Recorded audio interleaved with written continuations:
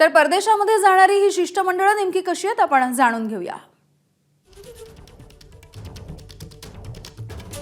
तर एकूण सदस्य असतील 59 खासदारांचे पक्ष आहेत 20, यामध्ये राजदूत आणि अधिकारी असतील 8। खासदार सदस्य असतील 45, नेते असतील 6, यापैकी मुस्लिम 11 असतील।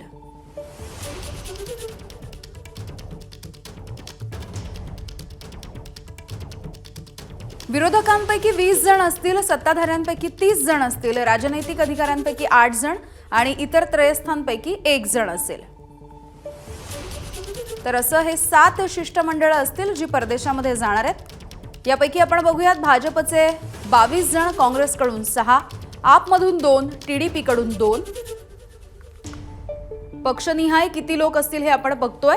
शिवसेनेकडून 2 जण, नामनिर्देशित 2 जण आणि एक खासदारांचे जे पक्ष आहेत त्यापैकी 15 जण असतील।